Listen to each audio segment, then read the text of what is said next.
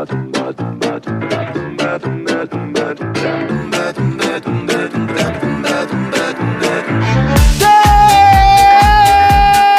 muito bem-vindos, cinéfilos de sofá! Que saudade de vocês! Olha quem tá de volta! Peguem a sua pipoca de micro-ondas e vamos a mais uma sessão aleatória. Nesse podcast, a gente sorteia um filme, debate temas inusitados, repletos de chicotes, dublês e arqueólogos irresponsáveis com o patrimônio histórico-cultural. Eu sou o Tonzeira e André. Sim. Qual foi o mandamento que você já quebrou hoje? Hoje. Ao vivaço. Não fala mal do próximo. Ah, esse aí é todo dia. Esse aí é... Ah, mas esse não é um mandamento. Esse achei que era um mandamento que tem que fazer. É. Falarás mal do próximo, não é não? Eu não sei os mandamentos. Eu também não sei, Giga. Eu sei que tem aquele negócio, não pode pegar a mulher dos outros. Isso aí, tudo bem. Vixe. Não pode matar. Esses aí também não são mandamentos que normalmente a gente quebra. Mas esses outros aí eu não sei. É. Você matou alguém hoje? Não, hoje não. Felizmente não. Deu tudo certo. Ô, Sal, quem que tá mais perto de ser o Indiana Jones brasileiro? É o Beto Carreiro, que tem lá o seu estilo lá do chapéu, chicote, jaquetinho de couro, ou é o Ronaldo Esper, que rouba vaso de cemitério? Meu Deus. Meu Deus do céu. Cara, nada mais icônico que o barulho do chicote. Então, Beto Carreiro... Olha aí. É uma amálgama dos dois, né? Exato, já tá no personagem já. Boa. Marina, Eu. se você fosse uma grande indústria cinematográfica, ou se uma grande indústria cinematográfica fosse falsear e reescrever a história, que embate ou parte histórica que você não venceu, você colocaria você pra ser o vencedor reescrevendo a história? Nossa, eu acho que eu teria continuado sendo atleta. Eu não teria deixado de ser atleta. Eu só tenho físico de atleta hoje, sabe? Mas eu não sou mais atleta. Olha lá, pelos poderes investidos em reescrever a história, você agora é multimedalhista olímpica. Aí. Olha aí. Parabéns. Muito obrigada. Só falta essa. Eu já tenho aqui o troféu PDG 2019, troféu PDG 2020. Quem sabe esse ano um troféu PDG 2021, né? Aguardem! É, aguardem. Tom, conta pra mim, qual que é o defeito da história desse filme? Caraca, qual que é o defeito Nossa. da história desse filme? É. É o resumo do episódio já agora? Já pulou pro final de cara. O defeito é você querer mexer lá na arca que, mano, deixe a arca em paz. Live Arca Alone. Live Arcalone. Tá bem. Então é isso. Vamos tentar pegar o saco de pipoca que invariavelmente está ou no meio de um ninho de cobra, Credo. ou no meio de cadáveres ainda em estado de putrefação. Deus do céu, eu não quero essa pipoca. I do not understand you. Don't you come back? Oh, baby, please. Don't you come back no more.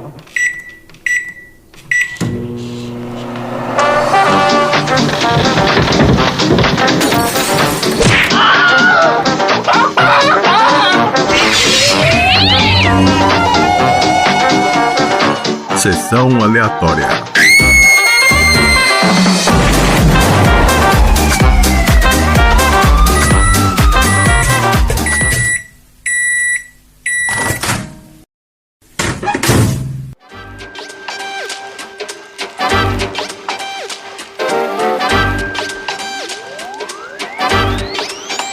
Muito bem, começando mais um episódio do Sessão Aleatória, o podcast mais arqueológico da Baixa Podosfera.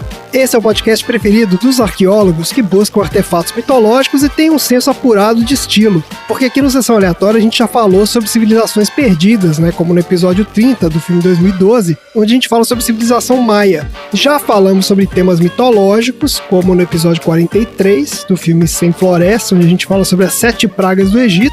Eram 7 ou eram 10? Agora eu fiquei na dúvida. As pragas. E as pragas, né? As pragas do Egito. Não vamos numerar. E falamos sobre moda e estilo, como no episódio 38 do filme Trolls, onde a gente fala sobre a história da pochete. E a gente fala sobre penheta também, mas isso aí é outro assunto. É. Tá tudo aí nos episódios anteriores do Sessão Aleatória. E hoje nós temos o retorno do Lorde Tonzeira de Pierpoint Archer, que estava em licença não remunerada do podcast, fazendo o Tonzeira World Tour.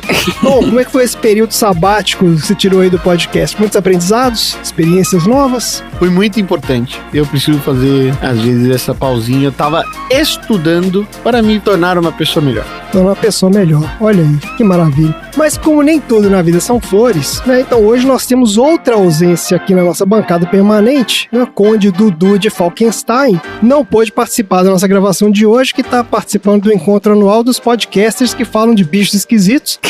Parece que ele vai levar lá a proposta lá do Lorescast, que é um podcast que só fala de lores, que é um bicho esquisito pra cacete. Então nós trouxemos aqui do nosso banco de talentos mais uma presença ilustre, a língua ferina da Baixa Podosfera, nosso canhotinha de ouro, diretamente do Plantão Criticast e do Tonzeira Verse, o Sal. Saudações, queridos ouvintes. Saudações! A apresentação do Sal tá cada vez mais longa, inclusive. É igual apresentar um nobre aqui, são vários títulos que ele vai acumulando com o tempo. Ai, Deus. Me trouxeram pra falar de filme, falseando história, arqueólogos e disputas políticas e roubando coisas de artefatos históricos de outros lugares. Olha que coincidência que eu tô aqui. Exato. Encaixou sem querer, né? Eu quero ver como é que você vai se sair nesse episódio, porque da outra vez que você teve aqui, né, a gente falou lá do Robocop chinelão lá dos anos 80, mas assim, no outro episódio foi você que escolheu o filme, então assim, você jogou em casa, hoje você tá jogando no campo do adversário, vamos ver qual vai ser, né, o resultado disso aí. Mas antes disso, fala aí pro nosso ouvinte que ainda não te conhece, quem é você e onde as pessoas te encontram pelas internets da vida. Eu sou o Sal, às vezes eu sou o alter ego do Tom, às vezes o Tom é meu alter ego. Eu sou o host do Plantão Criticast, podcast totalmente excelente, que passa aí, revisa as notícias dos últimos 15 dias, dá risada, porque é o único jeito da gente não ficar louco, e toca um grande bloco de jogos curiosos pra deixar a gente feliz ou triste. Às vezes o pessoal dá risada, mas fica triste de ganhar o jogo. Tipo isso. Ouçam Plantão Criticast a cada 15 dias com a melhor revisão das notícias bizarras do nosso Brasil Verso no seu ouvidinho. Maravilha, Plantão Criticast, que na verdade é um spin-off aqui, né? Porque tá, esses caras estão tudo aí, ó. A Marina tá lá, o Tom tá lá. É uma grande panela. Tudo é grande Baixa Podosfera, né? Na verdade, ainda vão descobrir que é todo mundo uma pessoa só que fica brincando, fazendo vozes e editando no porão de sua casa, porque não tem amigos. É isso. Maravilha. Beleza, gente. Então, ó, recadinho rápido aqui pra você que chegou agora e não conhece Sessão Aleatória. Eu vou explicar aqui a mecânica do podcast em 30 segundos. Sessão Aleatória tem basicamente duas partes. A gente começa falando de um filme, que é o aquecimento, é o aperitivo, entradinha do podcast. E depois a gente conversa sobre assuntos aleatórios relacionados ao filme, que são trazidos pela nossa bancada aqui de experts em vários assuntos, né? Então se você não viu o filme, ou se você viu e não gostou, ou se você não viu e não gostou, não tem problema, porque aqui é jogo rápido. A gente dá aquela pincelada no filme e vai para os assuntos aleatórios, beleza? E o filme de hoje é Os Caçadores da Arca Perdida, um clássico do cinema de ação que apresentou ao mundo um dos personagens mais icônicos da cultura pop. Esse filme veio da minha lista, que como é a minha última lista do ano, né, a gente tá fechando aí o primeiro ano de Sessão Aleatória, olha aí. Olha aí! Palmas! Eu fiz uma lista nostálgica de filmes que eu gostei muito quando era criança, mas que eu não assistia há muito tempo, literalmente há muitos anos, desse Caçadores da Arca Perdida. Bora então falar do filme. Os Caçadores da Arca Perdida é um filme de 1981, dirigido pelo Steven Spielberg, com roteiro de Lawrence Kasdan, baseado numa história do George Lucas e Philip Kaufman. O filme estrela o Harrison Ford como Indiana Jones, Karen Allen como Marion Ravenwood e Paul Freeman como René Belloc. O Spielberg é considerado o diretor de maior sucesso comercial da história do universo. Nossa senhora! Exagero! Isso. Os filmes desse cara, somados, já faturaram mais de 10 bilhões e meio de dólares. Senhor. Uau. E ele ainda não chegou perto do Elon Musk, né?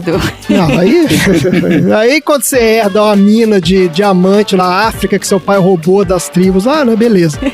Mas aí, ó, uma bela fatia dessa grana foi pro bolso do Spielberg, né? Porque ele sempre bota no contrato um percentual gordo lá da bilheteria. A gente já falou disso no episódio lá do Jurassic Park, né? Na época que ele fez o Caçadores da Arca Perdida, o Spielberg já era um diretor de sucesso. Obviamente que ainda não o mega diretor que ele virou depois, né? Mas ele já tinha 2 grandes sucessos de bilheteria no currículo e já tinha uma sacola cheia de Oscar também. Ele começou a carreira de diretor no início dos anos 70, dirigindo episódios de séries e filmes pra TV. Inclusive, dessa fase da carreira dele, tem um filme bem legal, viu? Que chama Encurralado, de 71. Eu recomendo. A estreia dele no cinema foi em 74, com um filme chamado A Louca Escapada, que não fez tanto sucesso, mas foi o suficiente para ele chamar a atenção dos estúdios de Hollywood. E logo depois ele recebeu a proposta para dirigir O Tubarão, 75. E aí sim foi um mega sucesso, bateu o recorde de bilheteria, ganhou 3 Oscars e colocou Spielberg na crista da onda lá. Depois desse, ele dirigiu Contatos Imediatos do Terceiro Grau, 77, que também foi um puta sucesso e rendeu a primeira indicação ao Oscar de melhor diretor para ele. Ele recebeu até hoje 7 indicações e 2 premiações. E depois ele dirigiu uma comédia chamada 1941, Uma Guerra Muito Louca, esse filme é de 79. E esse não fez muito sucesso, não. Mas o filme seguinte dele foi Os Caçadores da Arca Perdida, de 81. Então esse foi o 5º filme dele e, com o detalhe, ele tinha 35 anos na época. Olha só. Eu acho isso muito impressionante. A carreira do cara foi meteórica mesmo. E a gente já falou sobre outro filme dele aqui no Sessão Aleatória, que foi o Jurassic Park, né? No nosso episódio 6. Tá aí nas velharias do nosso feed. O Harrison Ford também é dos atores de maior sucesso comercial de todos os tempos. Os filmes dele já renderam mais de 9,3 bilhões de dólares, colocando ele em 7º lugar na lista de atores de maior bilheteria da história do cinema. Aliás, você sabe quem é o ator com maior bilheteria combinada de todos os tempos? Quem? Alguém chuta? Não, o Will Smith? Harrison Ford. Tom Cruise. Não, todo mundo errou, não sabe nada. Então é o Adam Sandler. É o Samuel L. Jackson, cara. Olha aí. Olha lá. Ele foi o único ator que passou a barreira de 10 bilhões de dólares. Agora, por quê? Porque ele tá em tudo quanto é filme da Marvel, né? Nos MCU da mas vida. Aí é mamata, Aí até né? eu. Aí até eu. Jogou com Game Shark.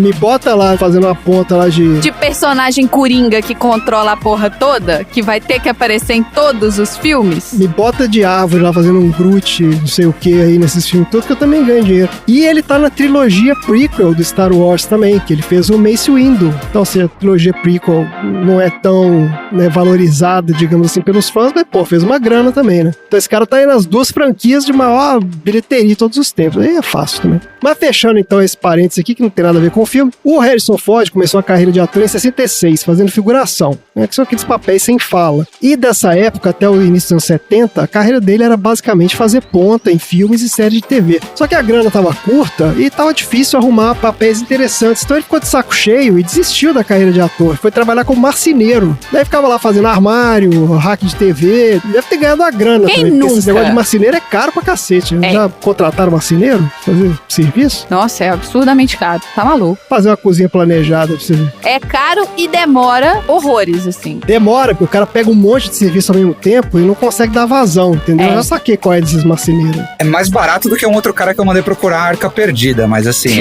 ainda é caro. Exato. Porra, caro pra cacete. Mas em 73 ele conseguiu o papel que mudaria a vida dele, né? Que foi num filme chamado Loucuras de Verão, que foi o segundo longa do George Lucas. E foi onde esses caras se conheceram. Daí, durante os anos 70, ele retomou a carreira de ator. Né? Diz, inclusive, que ele continuou um tempo trabalhando de marceneiro. Que ele reformou o escritório do Coppola. A grana que o Coppola ganhou lá do Poderoso Chefão. Ele reformou o escritório dele lá e contratou o Harrison Ford pra fazer os armários lá do negócio. O Coppola dos Estados Unidos, o original, né? Tem outro Coppola? Não, é só que os ouvintes do Plantão Criticast aí tem um Coppola que não sai da cabeça deles, verdade. mas deixa pra lá. A gente Fala tá falando do sério. original, né? Vamos esclarecer pra não ter dúvida. Não, fala sério. Tá de Eu vou até pôr sacanagem. uma foto do Coppola correto no grupo dos aleatórios pra não ter dúvida. Coppola correto, por favor, do Poderoso Chefão. Essa é a sua opinião. Que é pra não dar margem. Não é do Coppola lambisaco de funcionarista. Oasis brasileiro. Tá maluco. Mas o papel que colocou o Harrison Ford no panteão aí dos grandes astros de Hollywood foi o Han Solo, né? Porra, Star Wars 77, na época se chamava Guerra nas Estrelas, olha aí. O filme foi um fenômeno e a carreira do cara decolou, né? Depois ele fez inúmeros filmes de sucesso e papéis icônicos ao longo da carreira. Além de reprisar o papel de Han Solo 500 vezes nesses filmes de Star Wars aí, ele deu vida ao Indiana Jones, né? Começando nesse filme que a gente vai falar aqui, que é o Caçadores da Arca Perdida. Teve mais 3 continuações. E ele fez o Rick Deckard, né? Do Blade Runner, 82, e do Blade Runner 2049, em 2017. Ele também foi o Jack Ryan, personagem lá do Tom Clancy, que ele representou nos Jogos Patrióticos de 92 e Perigo Real Imediato, de 94. O filme mais recente dele foi O Chamado da Floresta, 2020. Ninguém viu esse. Então, eu, hein? Né? Faço ideia do que você tá falando, inclusive. Faço ideia também. A câmara número 3 estava intacta, e a câmara intacta e os objetos que foram encontrados em outra área nos permitiram que... Eu te amo. Nos permitiram calcular a época conforme calculamos. Alguma pergunta?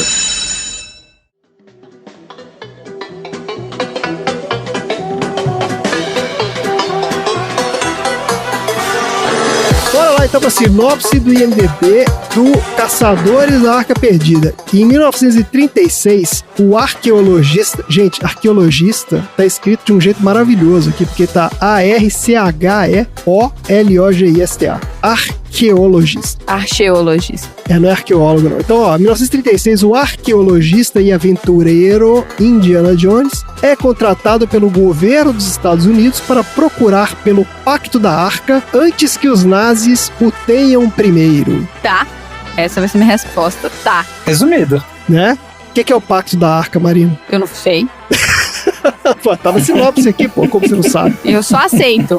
Por isso que eu falei, a minha resposta é essa. Tá. Tá, beleza. Em 1936, o Indiana Jones é um professor de arqueologia que, nas horas vagas, viaja pelo mundo roubando relíquias de sítios arqueológicos. E, ao retornar de uma expedição, é contatado por agentes da inteligência do exército que descobriram que os nazistas estão fazendo escavações no Egito, e uma das mensagens interceptadas por eles menciona o seu ex-mentor, que é o Dr. Ravenwood. Aí, em questão de segundos, o Indiana Jones deduz que os nazistas estão em busca da Arca da Aliança, que é um artefato mitológico que supostamente garantiria enorme poder a quem conseguisse abri-la. Tá. Só que ele também saca que, para obter a localização correta da Arca, ele precisa pegar um medalhão que estava com o tal do Dr. Ravenwood lá. Então, para isso, ele viaja pro Nepal, onde ele encontra com a Marion, que é a filha do doutor lá, com quem ele teve um lance aí uns anos atrás, e que agora é dono de um boteco no Himalaia, certo? No Nepal.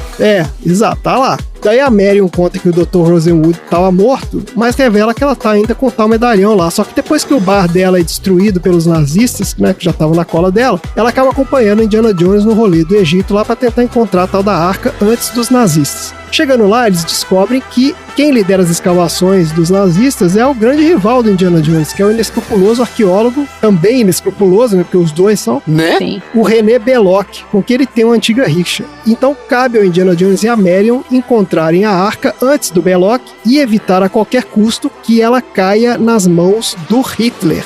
E é isso o filme, certo? Certo. Pergunta maluca, que alguém não tinha visto esse filme aqui, não, né? Todo mundo já tinha visto. Eu confesso que eu nunca tinha parado pra ver esse filme inteiro. Olha aí. Comigo também aconteceu o efeito Lagoa Azul. Eu vou ser o terceiro, eu vou formar o mini crack aqui. Efeito Lagoa Azul é quando você acha que já viu o filme, mas não viu porra nenhuma. Exatamente. A hora que cai aquela cena clássica, né, da bola rolando, eu falei, caralho, já? E na sua cabeça isso acontecia muito mais tarde. Mas muito, assim, com 10 minutos já tinha acontecido tudo aquilo que eu sabia que eu tinha visto no filme. Então vai, vamos lá, vou fazer uma rodada aqui. Marina, o que você achou do filme então, já que você nunca tinha parado pra ver direito? Eu achei ok, assim. Eu entendo o sucesso que ele fez na época, mas essa geração agora não... Eu não digo isso, gente, por efeitos especiais, nada disso. Não tô falando de... Porque a gente sabe das limitações da época que esse filme foi feito. Eu tô falando que a história hoje já é uma história que dava pra ser melhor escrita, sabe? Eu entendo que eles queriam fechar muito as coisas. Por exemplo, uma coisa que me incomodou muito, e todo mundo que já escuta esse podcast sabe o que eu vou reclamar, né? A personagem mulher, ela troca de roupa 2 vezes pra botar uns vestidos branco. Nada a ver aquilo, né? Completamente nada a ver. Whatever, aquele negócio. Aí uma hora ela troca e bota ela de salto alto, de vestido decotado até a bunda. Aí outra ela achou uma camisola num barco onde só tem homem, uma camisola de seda branca, limpa. Porque assim, né? De um barco que ninguém toma nem banho. Enfim, já que ela era filha do cara e que ela tinha ido junto com o pai pro meio do nada, etc., ela podia ter tido um papel muito maior nessa descoberta, mas a gente sabe que na época, que mulher quer ter destaque, né? Não ia. O papel dela ali, com muita donzela em perigo, né? É um pouquinho de atitude, ela tem um pouquinho de... Mas é muito de leve, assim, ela tá ali só pra ser um par romântico mesmo. Não faz muita coisa, não. Pois é. Mas olha só, é aquela cena bizarra dela trocando de roupa, inclusive que você falou aí de botar o vestido, eu li que ela supostamente ia seduzir o Belloc lá naquela cena, porque ela era meio bad girl também, entendeu? Assim, no corte final os caras limaram isso, mas o personagem meio que mudou também, diminuíram muito o papel dela, ficou tosco mesmo. Não, eu entendo que na hora que ela aceitou vestir o vestido, ela tava já com aquela ideia de querer dar uma facada nele, entendeu? E dela usar que o fato dela aguentar beber, né, naquela época, que horror, mulher beber e tal. Isso aí foi legal. Então, assim, não foi à toa que ela vestiu o vestido, mas as 2 roupas, além da roupa inicial que ela tava usando, era um vestido branco. Aí tem toda essa coisa do, vestido branco, virgem, nananã, não sei o quê. Então, assim... Nada a ver, né? Você, Tom, o que você achou então desse filme que você nunca tinha visto? Então, eu ainda assim achei o filme bem frenético. É uma das coisas que a gente não tem mais hoje em dia, que é um filme de aventura mesmo, né? De ação, né? De ação do início ao fim, não é? Que não tem um momento pra você parar, pra contemplar, ou com algum dilema, ou alguma assim. Começa o filme, as coisas vão acontecendo. As coisas vão acontecendo e beleza. Você sabe que no final das contas tudo que vai acontecer e tal, mas ele não ousa parar pra colocar alguma coisa no meio pra tentar transformar o filme mais denso ou mais relevante, sabe? Tá certo. Ele não tem essa forçação de barra que muitas vezes acontece. Não, ele é entretenimento puro mesmo. Essa era a ideia dos caras mesmo. Era isso aí. No comentário do filme ser frenético, esse vai pra você, ouvinte, que fala que não, agora todos os filmes da Marvel, os filmes atuais, cara, acontece um monte de corte, a câmera fica louca, vai passando a luta inteira. Cara, é exatamente o corte de ação que tem no Indiana Jones. As cenas de tiro lá, quando ele vai no bar da Marion, é muito louco, são os cortes de câmera, tipo, as coisas acontecem, você não vai vendo muito onde as coisas passam, né? É uma estratégia de câmera, mas você vê que hoje todo mundo critica os filmes atuais por causa disso, de que a câmera fica rodando, balançando. Mas todo mundo agora virou crítico de cinema também. Exato. Sim. Aqui, então, nossa senhora. Tirando os efeitos visuais, alguns são meio toscos, eu achei as cenas de ação, cara, alguns muito bem feitos. Eu também achei. Não é nada digital, sim.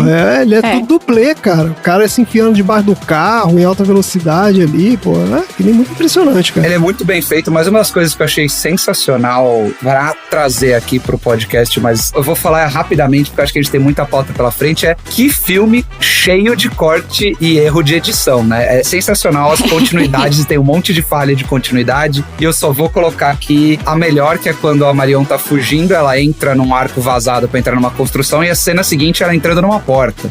E o outro pra mim que é maravilhoso é quando eles saem lá do Poço das Almas, ou não sei o que das almas, que o Indiana Jones empurra uma pedra pra sair. Isso. E se você olha embaixo, assim, da tela, você vê que a pedra, obviamente, é um prop de... isopor, provavelmente de isopor, alguma coisa assim, e ela quica. Então ele empurra uma pedra mega pesada e no final ela quica no chão, assim, tipo, é sensacional. Mas como eu sei o porquê de eu ter sido convidado aqui pra eu colocar meus comentários, ele é um filminho bem da época e bem das coisas todas de Hollywood, né? Acho que a primeira parte que você vê logo no começo é a melhor direção de mapa completo, e fala todos os países, mas num lugar, e fala lá, onde estamos? Na América do Sul, que é aquele lugar entre ali o sul de Punta Galina na Colômbia e o norte de Cabo Froad no Chile. Mais ou menos esse lugar. Cara, a América do Sul é uma coisa só, tá certo?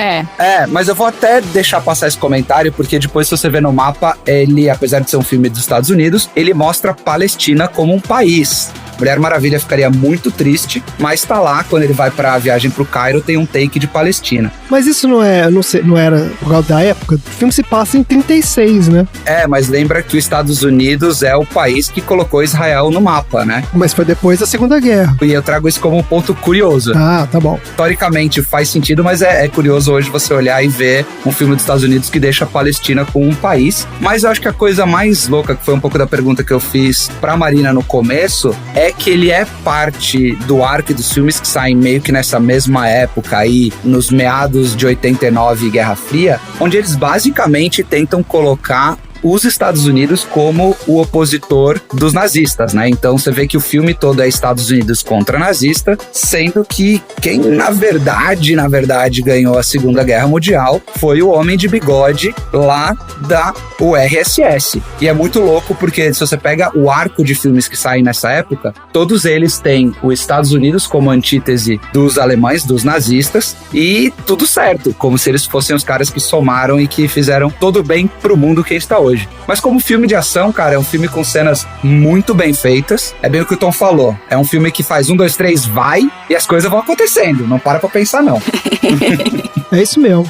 Sabe o que acontece? Esse filme ele foi pensado como cenas de ação. Os caras bolaram as cenas de ação primeiro e depois eles costuraram isso tudo numa história, entendeu? É por isso que a história não faz o menor sentido. Exatamente, é isso aí. Porque foda-se a história. Foda-se a história. Os caras querem fazer o Indiana Jones correndo pra lá e pra cá, entendeu? Essa que era a pegada do filme. E tem umas coisas muito malucas também do lance de estereótipo, né? Porque essa estereotipação desses países orientais e tal. Caralho, bicho, os caras estão no Cairo lá no... Porra, Cairo é a capital do Egito. Tudo bem que é em 36. Mas você tá na capital da porra do Egito. Os caras matam um monte de gente ali na praça da cidade, à luz do dia, então não tem uma polícia pra chegar ali pra resolver nada. Tipo assim, é isso mesmo? Você chega lá e sai matando todo mundo, tá de boa? E tem uma cena que é bem colocada, né, que é a cena do Belloc, onde o Belloc fala que esses árabes não se importam se a gente se matar, ou seja, eles são todos uns selvagens ali. É uma escolha do diretor, né, tipo, você tem ali a cena onde o cara faz todo o esquema com a espada e não sei o que, e chama o Indiana Jones pro fight, e ali numa escolha claramente de superpoderes. É uma escolha muito difícil? É quase uma escolha muito difícil. Ele escolhe meio que mostrar o Harrison Ford, que é o bonzinho dos Estados Unidos, metendo bala e mostrando que, cara, aqui mano é espada, aqui a gente tem tiro. Mas uma curiosidade é especificamente dessa cena, porque essa cena não era pra acontecer assim. A cena original ia ser com toda uma coreografia, ia ser uma batalha do Indiana Jones com o seu chicote, lá do Beto Carreiro, e o cara com a espada. Cimitarra lá. Com a cimitarra, exato. Mas, além da escolha do Spielberg ali, a cena foi cortada porque nesse dia o nosso querido Harrison Ford estava completamente exausto por calor e estava sofrendo de disenteria. Então nesse dia... Olha aí, tava de caganeira. Exato. Eita. Disenteria, ouvinte, é o nome fofinho pra caganeira, tá? Eu tentei colocar aqui um bom termo, mas... E aí, dentro dessa dificuldade, o Spielberg basicamente pensou e falou, por que a gente não só atira nesse, né? E aí usou um termo derrogatório. E aí, basicamente, o dia foi resumido a todas as outras cenas de fundo ou fillers, e o Harrison Ford só filmou ele metendo bala no cara, porque precisava ir pra casa do Pedrinho. Olha aí. Olha só. Eu vou te falar, viu, gente? Pra provar que eu realmente sofri o efeito Lagoa Azul, já fui pego logo de cara de saber que o filme não se chamava Indiana Jones. Mas eu também achava que ele chamava Indiana Jones e os Caçadores da Arca Perdida. O que eu acho que aconteceu aí, o título original da época foi Os Caçadores da Arca Perdida. Isso. Aí fizeram 2, aí voltaram. Isso, que era o Indiana Jones e o Templo da Perdição. E aí eu acho que aí voltaram e mudaram o nome do filme pra Indiana Jones e os Caçadores da Arca Perdida. Exatamente. É isso aí, igual o Star Wars, né? Que o primeiro Star Wars chamava só Star Wars. E aí os caras fizeram depois o Império Contra-Ataca e voltaram lá e mudaram pra episódio 4, A New Hope. Star Wars, muito bem colocado o gancho que você colocou aqui, Andrezinho. Porque você sabe que tem 2 grandes easter eggs do Star Wars nesse filme, né? Quais são? Vamos lá. O primeiro, que claramente vai vir de músicos chatos que nós somos. Lá vem. A música tema do Indiana Jones e da Marion lá, aquele passa logo numa das primeiras cenas dele, é muito igual a música do Han Solo e Princesa Leia, tá? Ah, mas aí é John Williams chapado, né, cara? Reciclando. Exato, são exatamente as 3 primeiras notas, que dá a impressão de que, tipo, o cara só falou, só sei essa, vou trocar. E a outra é uma cena que o Indiana Jones tá indo pegar a arca e tem umas inscrições, uns hieróglifos no fundo. Dentro desses hieróglifos ali, você pode ver uma referência pro R2-D2 e o C-3PO. Ah, olha aí. Deus! Aí isso é um easter egg mesmo. Isso é um bom easter egg. Esse é um senhor easter egg. Senhor easter egg. Não, outro fator é que eu não fazia a menor ideia de que era um filme de época. Que? Ah, você não sabia que ele era um filme que se passava em outra época? Você achava que era um filme atual? Porra. Eu achava que era, sei lá, ele nos anos 80 aprontando as altas aventuras num sítio arqueológico. Tá certo. Com o Hitler, né? Com Hitler, nos anos 80, com Hitler. E aí eu não fazia a menor ideia do vilão. Realmente você não tinha visto nada desse filme. Achava que era só realmente ele tentar desviar das armadilhas que tinha. Porque tudo é uma armadilha, né? Essa descrição, Andrezinho, se você faz a leitura do MDB, o Tom acabou de fazer a descrição Sessão da Tarde do filme. É isso aí.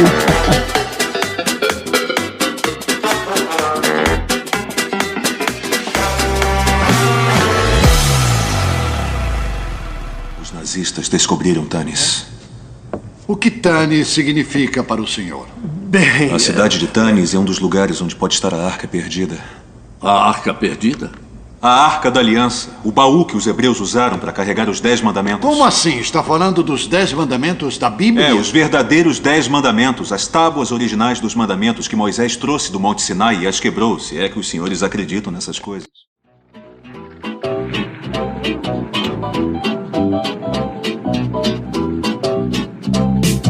Maravilha, gente. Bom, bora lá então falar de histórias da produção dos Caçadores da Arca Perdida. Olha só, a história desse filme começa em 1973, quando o George Lucas terminou de filmar lá o Loucuras de Verão. Já falei desse filme, né? Ele tava bolando ideias para os próximos filmes dele. E as que ele mais gostava eram a de fazer uma ópera espacial, né, o estilo Flash Gordon, e uma que seria uma aventura no estilo das séries pulp dos anos 30 e 40, que ele gostava quando ele era criança, tipo Buck Rogers e Zorro. Daí ele bolou o conceito do personagem, que seria um professor universitário e arqueólogo aventureiro nos anos 30, chamado Indiana Smith. E bolou o visual do personagem, lá o chapéu fedora, tinha jaqueta de couro, chicote, não sei o que. Então, ele bolou primeiro o personagem, mas ele não tinha história ainda, entendeu? Ele bolou só esse personagem aí. Inclusive o nome Indiana Smith é porque ele tinha um cachorro que chamava Indiana, e ele achava lindo isso.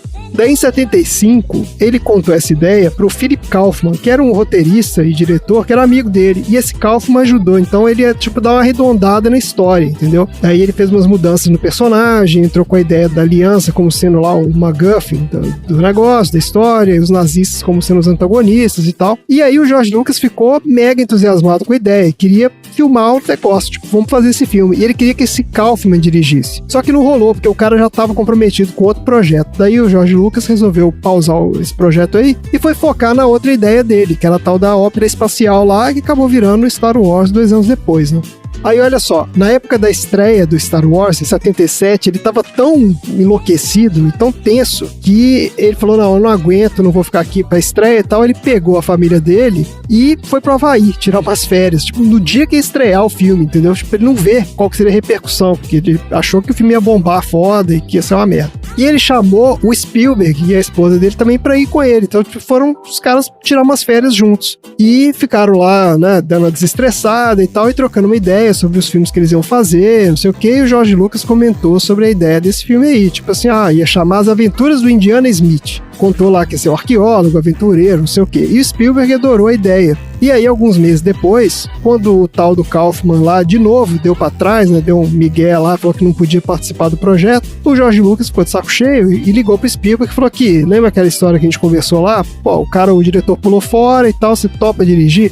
E o Spielberg topou na hora, adorou a ideia e tal. Daí os dois começaram a trabalhar no roteiro junto com o Lawrence Kasdan, que era um roteirista iniciante que o Spielberg tinha recém-descoberto. E o lance é aquilo que eu comentei, o Spielberg e o Lucas ficavam malucos, bolando as cenas de ação, tipo, não, vai pular de um avião aqui, vai pegar um tanque de guerra, e o tanque vai ficar rodando, e vai metralhar todo mundo, e vai ter perseguição no deserto, blá blá. E esse Kasdan, ele era o cara que tinha que juntar isso numa história, entendeu? Tipo, ele foi o cara que bolou e juntou aquelas cenas todas e montou a história que fizesse algum sentido. E aí os três ficaram semanas trabalhando juntos e refinando esse roteiro. E foi aí que o personagem mudou de nome também, porque o Spielberg detestava esse nome, Indiana Smith. Não, mas é zoado mesmo. Nome zoadaço, né? Bem zoado. Bem zoado. E ele não gostava do Smith? Aparentemente. Exato, então, Não, mas o problema é que existia um personagem já que chamava Nevada Smith. O personagem whatever, nunca ouvi falar nisso. Nossa, nome de estado. Nome de estado Smith. Isso, estado Smith. Estado Smith, assim como o estado de Will. Exatamente, o estado Will, é isso aí. E aí ele falou, pô, outro nome de estado Smith não vai rolar. E aí eles, né, ficaram lá bolando a ideia, isso aqui, chegaram no Indiana Jones. Aí todo mundo ficou feliz, pô, maravilha, é isso aí. Pro papel do Indiana Jones, eles queriam um ator relativamente desconhecido, porque eles queriam fazer já uma trilogia, queriam um cara que topasse assinar um contrato para fazer 3 filmes. E eles achavam que um ator já estabelecido não ia topar, porque não é trouxa, né? Eles iam pegar um cara trouxa para fazer isso. Depois de considerar vários atores, a escolha ficou entre o Jeff Bridges e o Tom Selleck. Olha aí o naipe do negócio. E eles acabaram escolhendo o Tom Selleck. Pra quem não lembra aí, é o Magnum, né? E o cara adorou a ideia. Tava na pilha de fazer o filme, falou, não, beleza, eu topo. Só que o Tom Selleck tinha feito um piloto justamente da série Magnum pra CBS. E o contrato dele falava que se a CBS topasse fazer a série, né, até uma data X lá, tipo, ele ia ter que participar, entendeu? O contrato dele era meio assim, se os caras fizerem a série, ele tá dentro. Se não fizerem, beleza, ele tá liberado. Aí, faltando 10 dias pra expirar o prazo, os caras, né, o George Lucas, o Spielberg, a galera do filme, foi lá conversar com o pessoal da CBS pra liberar o cara. Tipo, vocês não falaram nada até hoje, né? Libera o cara aí pra gente fazer o filme. E aí os executivos, a filha da putagem dos caras. Ah, não. É lógico. Os executivos da CBS falaram, pô, peraí. George Lucas e Steven Spielberg aqui no meu escritório querendo contratar o Tom Selleck? Nem fudendo. Vamos fazer essa série com o cara aí. E toparam fazer, cara. Fizeram a série. Na última hora decidiram fazer o negócio e tiraram o cara do filme. Deuses. Aí o Spielberg foi quem convenceu o George Lucas a trazer o Harrison Ford, porque ele tinha adorado a atuação do cara no Star Wars e achava que ele era perfeito pro papel. O George Lucas, primeiro que ele achava que o cara não ia topar o contrato pra 3 filmes, porque ele não é idiota. E ele não queria ficar muito associado ao cara, porque já tinha feito filme com ele, falou, porra, vou ficar fazendo filme com o mesmo cara e tudo, mas no final das contas o Harrison Ford topou fazer os 3 filmes e todo mundo ficou feliz e bola pra frente, é isso mesmo. O filme estreou em junho de 81, foi um mega sucesso, ao contrário de todas as previsões, porque todo mundo esperava que naquele ano os grandes blockbusters fossem o Superman 2 e o 007 Somente para os Seus Olhos, que era o filme novo lá do 007. Mas Os Caçadores da Arca Perdida acabou deixando os dois no chinelo. Foi de longe a maior bilheteria do ano. Com um orçamento de 18 milhões, o filme fez mais de 389 milhões de dólares. Nossa Senhora! Pois é. O filme ainda teve uma ótima recepção da crítica, sendo considerado um dos melhores filmes do ano, e fez muito sucesso no circuito de premiações lá. Recebeu 9 indicações ao Oscar, incluindo melhor filme e melhor diretor, e ganhou 5. Ganhou direção de arte, melhor montagem, melhor som, melhor edição de som e melhores efeitos visuais. Os efeitos visuais desse filme são legais mesmo, né? Tem aquela cena dos caras derretendo lá, porra, que era legal pra caramba. Muito bem feito. E um detalhe, hein? Tá em produção agora, neste momento, enquanto a gente grava esse programa aqui, o 5º filme, vocês viram isso? Ah, eu vi. Não. 5º filme da série do Indiana Jones. Vai ter Harrison Ford no papel do Indiana Jones de novo. Previsão de lançamento em julho de 2022. Olha aí. Que beleza. Tá, né? Mas vai ter o outro menino lá? Que outro menino? Aquele do nome esquisito. Ah, o Shia LaBeouf, Esse aí. que fez o filho dele? Não, esse cara acho que tá fora. Acho que não vai ter ele, não. Eles mudaram de ideia, né? Eu acho que mudaram de ideia. Aquele cara é meio maluco também, né? O cara já se queimou pra tudo quanto é jeito em Hollywood. Acho que não vai fazer filme mais, não. Mas é isso, gente. Maravilha, então. Bora pro troféu aleatório? Bora pro troféu. Bora!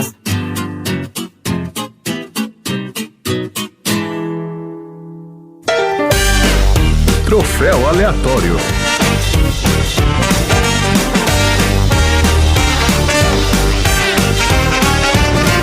Maravilha, gente. Troféu aleatório. Ô, Sal, você conhece o troféu aleatório?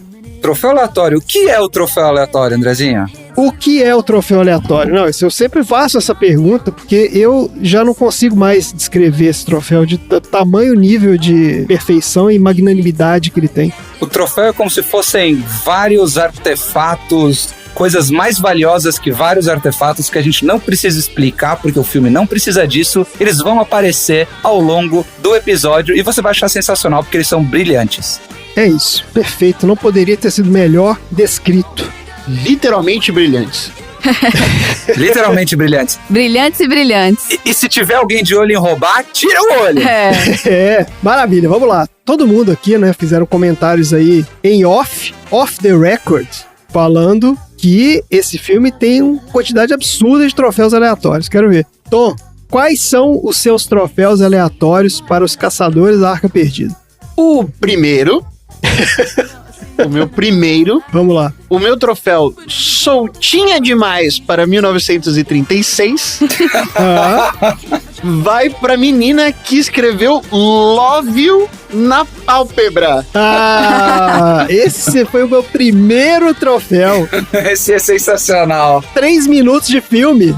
Aí ela vai lá e pisca duro assim, aparece Love You. Aí depois ela abre o olho.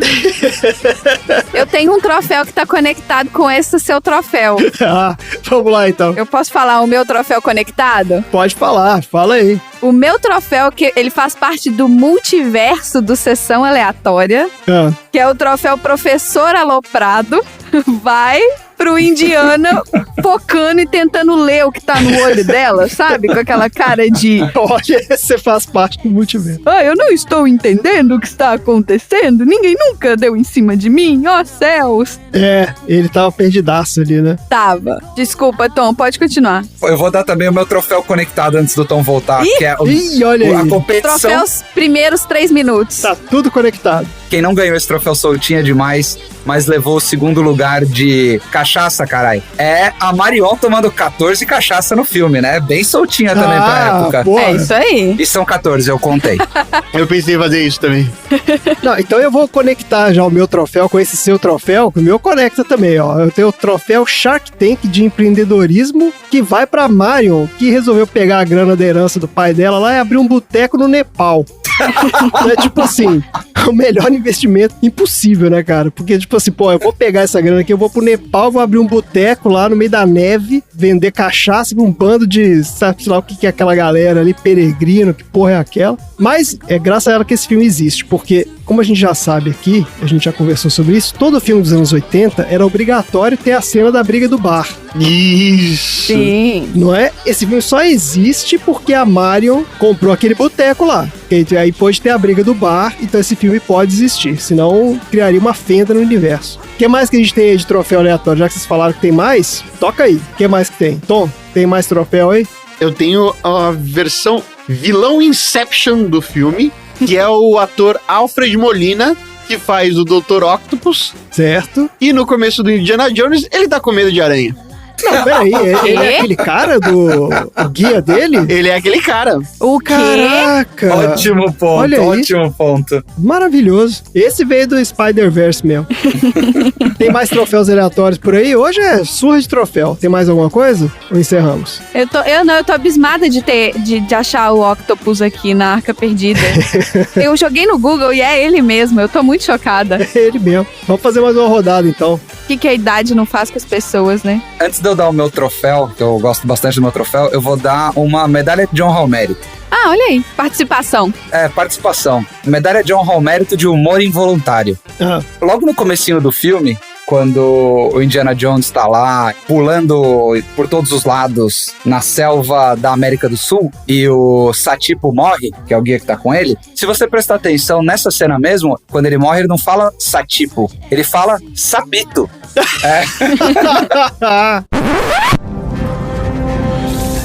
Maria Supirá. E cara, eu comecei a rir de vendo o filme, tipo, sensacional. Não é possível, ele não falou sapito. E eu voltei. Na legenda tá realmente escrito satipo, mas ele fala sapito mesmo. Então, a medalha honra ao mérito de humor involuntário vai pra chamar o cara de sapito. Pô, por pouco não mandou um papito ali, que ele ia entrar o supla no negócio. Aí, apitou. O que mais que você tem aí, Tom? Eu tenho o troféu Boneco de Olinda. Tá. Vai depois pro próprio Alfred Molina. Meu Deus. O cara tá que ganha o troféu. Quando ele morre, que aparece lá que ele ficou preso na armadilha, que é um boneco que não tem absolutamente nada a ver com ele. Nada a ver. O Fizeram um boneco boneco de safado papel mesmo. machê lá, pintaram o cabelo de preto e falou, tá igual. Gente, eu olho as fotos do Alfred Molina aqui no Google, tem umas que ele tá parecendo Maradona, tem umas que ele tá parecendo um ratinho. Eu tô colocando pros aleatórios lá o Maradona. O Maradona limpo e bem alimentado, tá, gente? Só pra vocês saberem. E o ratinho, que olha, eu vou contar, viu? Tá igualzinho. Tem mais troféu aí ou encerramos? Eu tenho um troféu, que é o troféu Cinto de Segurança nos anos 80. Ah, O que é o cinto de segurança dos anos 80? Nada, né? Nada, Proteção não tem. zero. Esse troféu vai pras crianças cercando ele, defendendo ele de ser alvejado por um monte de balas. Na hora que eles entram no bar, tio, vem cá, e cercam ele. É cena de filme, porque se fosse alguém que quisesse matar mesmo, foda-se as crianças. É ser peneira de criança. exato, porque aquele árabe, né, o amigo deles lá, é um filho da puta, né? Porque ele pegou a criançada e falou, gente, tá vendo onde tá aquele monte de gente com um fuzil ali? Vai lá pra frente daqueles caras, pra eles não matarem Indiana Jones. Agora, que loucura, né, cara? Você mandar criança pra um bar cheio de cara armado, Pois é. anos 80 mesmo. Eu tenho o meu troféu, o troféu da noite que eu quero dar, ele tem até um nome especial, cara. Ah, Ele é o troféu Ezequiel 2517. What? E que isso, cara? esse troféu, quando a pessoa que for premiada ganhar, ele vai poder comemorar comendo um Royale with Cheese. Ah, olha aí. Esse prêmio vai pro Jack, o piloto de avião que resgata o Indiana na América do Sul, que faz o Indiana falar, assim que chega no avião, "There's a snake on this plane, Jack!" Então, pra quem pegou a referência de vários filmes, esse daí é o troféu Ezequiel 2517 What? Pra comemorar comendo um Royale with Cheese com serpentes a bordo. Pô, e nós falamos do Samuel Jackson aí, ó. O cara é o maior prêmio, né? O cara ganhou mais dinheiro no mundo aí. Ele é uma relíquia. É, exatamente. Ele é uma relíquia. relíquia. Maravilha, gente. Já que troféu maravilhoso, a surra de troféu hoje. É. Troféu dá com pau. Hoje foi uma surra. Esse troféu serão entregues pelo quê aí? Alguém tem que pensar alguma coisa Esse aí. troféu vai ser entregue por crianças correndo. Por crianças correndo? É. É isso. Isso. Suco dos 90. É isso aí. Maravilha, então. Agora é a Marina. Nós temos recados hoje? Temos recado. Queridos aleatórios, vocês, aleatórios, já receberam o formulário da sessão temática aleatória 2022. Eita! Eu quero até o final do ano que vocês mandem pra gente os primeiros filmes que vierem na sua cabeça pra gente poder agendar as sessões temáticas 2022. Sal, você tem que mandar o seu também, hein? Vou mandar. Quero ver todo mundo mandando os filmes pra gente ter vários baldes. Mas, gente, esse balde é exclusivo dos aleatórios. Pra você se tornar um aleatório, super simples. Aqui no post do episódio tem o Linktree do Sessão Aleatória. Tem um link lá onde você vê "Quero mandar a minha sessão aleatória". Manda o seu filme pra gente. Se o seu filme for sorteado, a gente vai fazer um episódio sobre o seu filme, vai trazer temas aleatórios e você se torna um aleatório também. Aí, meu filho, quando você se torna um aleatório, O céu é o limite. é isso, entendeu? Faz parte dessa casta diferenciada e exclusiva que é a casta dos aleatórios. Seja você também um aleatório. E a ideia é que a gente, cada vez mais, colocar episódios de aleatórios aqui, Ah, né? sim. A gente vai ter episódios temáticos de tudo quanto é tipo. A gente vai continuar tendo os episódios do ouvinte e a gente vai também ter os episódios agora dos aleatórios. Então Isso. temos 2 baldes paralelos acontecendo. Baldes paralelos. Porque uma vez aleatório é sempre aleatório. Então os aleatórios não precisam mais colocar filme no balde recorrente. Agora, não significa que eles não vão mais falar qual filme que a gente vai assistir. Lógico que vão, afinal, eles são aleatórios ou não são? É isso aí. Então a gente vai ter o balde especial dos aleatórios. Ó, é menos concorrência no balde dos aleatórios, tá, gente? Ele tá mais vaziozinho. Seja você também um aleatório, manda o seu filme pra gente, continua escutando Sessão Aleatória e indica o Sessão Aleatória pra outras pessoas. Gente, a gente tá tendo vários ouvintes novos toda semana, a gente tá vendo que os episódios, eles estão cada vez atingindo um número maior de ouvintes nas primeiras 24, 48 horas. Então, a gente precisa que vocês também divulguem. Entra lá no Instagram, viu que a gente postou o episódio? Compartilha que o episódio está no ar, comenta que você gostou, manda mensagem, comenta no Instagram, divulga. Isso ajuda a gente demais. Isso, maravilha. Maravilha de recado. E é isso. Bora então para os assuntos aleatórios. Bora!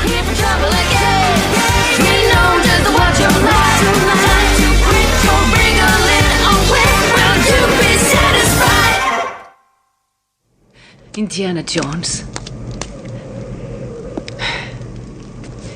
Eu sempre soube que algum dia você entraria pela minha porta. Nunca duvidei disso. Alguma coisa me dizia que era inevitável. O que está fazendo aqui no Nepal? Preciso de umas peças que seu pai conseguiu. Aprendi a odiá-lo nesses 10 anos.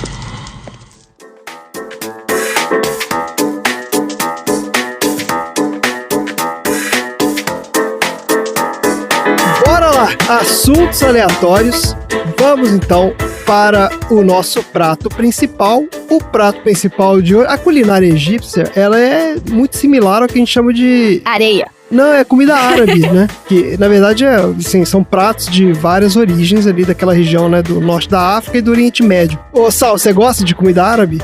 Eu adoro comida árabe. Então, escolhe aí qual é o prato. Na verdade, eu sempre gosto de comida. Qual é o prato do dia? Qual é? Vai ser um shawarma, porque nada melhor, e a culinária que junta todo mundo é um pão com alguma coisa dentro. Ah, você tem aquela sua teoria de que... Exatamente. Toda cultura tem uma comida que é alguma coisa enrolada num pão e é delicioso.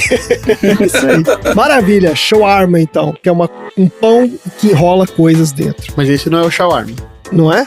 O shawarma, ele é, na verdade, aquele pão sírio, que é aquele pãozinho mais altinho, onde as pessoas cortam no meio, aí o pãozinho fica com aquele vazio preenchido por um recheio. Tá. Não é um trequinho enrolado, né? Não é um recheio enrolado numa massa fininha, que é o kebab. Tá ótimo, então. Kebab também pode ser aberto, eu vou usar 10 segundos para defender meu caso. É gostoso. Pronto. Maravilha, tá ótimo.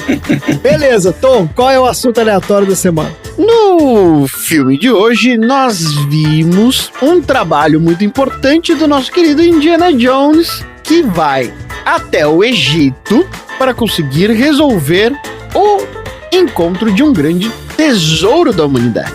Um outro grande tesouro da humanidade, também situado no Egito, foram os 10 Mandamentos. Que também é o meu filme preferido. Sim, nós sabemos disso. Os 10 Mandamentos do Chaplin e os 10 Mandamentos. Vocês acham que eles já não colocaram esse filme lá no baldinho dos ouvintes, né? Mas esse filme, o Tom tem até o DVD dele. Eu tenho o Blu-ray.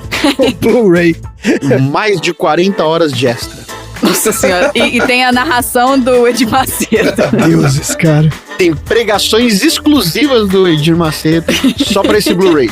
É assim, gente, toda vez que tem o Tom no episódio, a gente vai ter referências ao Edir Macedo. Toda vez que o Dudu tá no episódio, a gente vai ter referência ao Terry Crew. É isso. É isso, são os ídolos, né, cara? Cada um com as suas prioridades.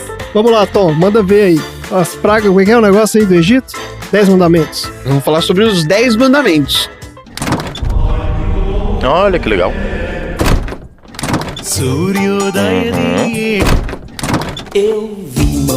Olha aí. Ai, desculpa. Opa. Tonzeira e a teologia. Vamos lá. Tá, então vamos dar um refresh, né? A gente não lembra mais quais são. A gente tá quebrando esses mandamentos. Vamos dar um check, inclusive, pra ver se a gente não quebrou nada. Isso, a gente não tá sabendo. Exatamente. Vou passar rapidamente sobre os 10, mas já deixando bem claro, os 10 mandamentos primeiro, eles variam de acordo com a religião, e além disso, em alguns momentos eles não são necessariamente 10, mas podendo chegar também a 19. Aí começou a confusão. E eu vou falar sobre essas curiosidades mais pra frente, mas a maneira de você sintetizar em 10 tem explicações que eu vou falar mais pra frente. Mas repassando aqui, o mais conhecido do Brasil, que é os 10 mandamentos segundo o catolicismo. O primeiro deles é adorar a Deus e amá-lo sobre todas as coisas. O segundo, que é não usar o santo nome de Deus em vão. Falhou. Tenta de novo, já quebrou o segundo. Eu quebrei o primeiro já.